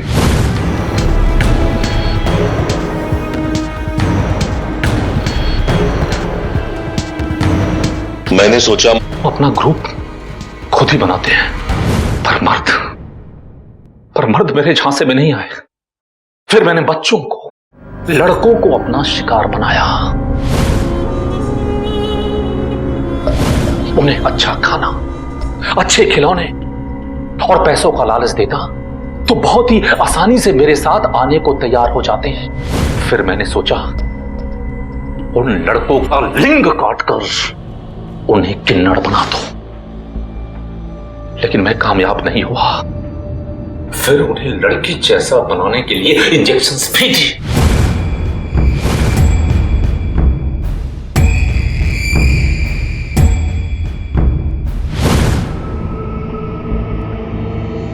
लेकिन तुझे उन मासूम बच्चों को इतनी दर्द भरी मौत देते हुए जरा भी दया नहीं आई? नहीं, मैं उन्हें मारना नहीं चाहता था। मैं उन्हें सखी बनाना चाहता था ताकि मैं उन्हें नई जिंदगी दे सकूं और मैं उनके साथ नई जिंदगी बिता सकूं। तेरे इस बेतुके जुनून ने कई मासूमों की जान ली है। तेरे इस जुर्म के लिए मौत की सजा भी बहुत कम है। तुम्हारी डीएनए रिपोर्ट आ गई रोहित। बंटी तुम्हारा बेटा है। काश तुमने बंटी को अपने बेटे जैसा प्यार दिया होता तो उसे बाहर के लोगों से प्यार ढूंढना नहीं पड़ता।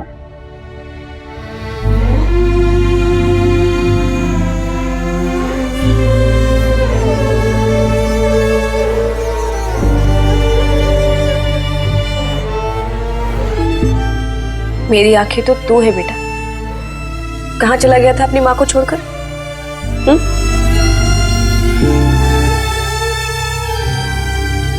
इंसान का चेहरा नहीं बल्कि उसकी मानसिकता उसे अच्छा या बुरा बनाती है, उससे अच्छे या बुरे काम करवाती है।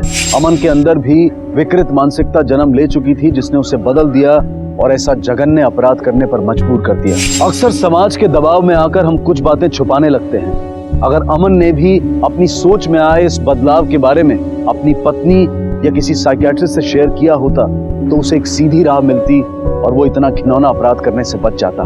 दूसरी तरफ ये केस सभी माता पिताओं के लिए भी एक सीख है कि हम अपने बच्चों को अच्छी तरह से समझें, उनकी बातें सुने, उन्हें वक्त दें, उन्हें बाहर की दुनिया से अवगत कराएं और उन्हें हर पल सतर्क रहने की सीख दें। इसी विचार के साथ अब मैं अनूप सोनी आपसे विदा लेता हूं। फिर मुलाकात होगी अगले एपिसोड में एक और चौंका देने वाले केस के साथ। तब तक अपना और अपने परिवार का ख्याल रखें और देखते रहें क्राइम पेट्रोल डायल 100। सबक एक को सीख हम सबको। जय हिंद। क्राइम पेट्रोल के और भी दिलचस्प कहानी देखने के लिए हमारे चैनल को सब्सक्राइब करें और बेल आइकॉन दबाना न भूलें।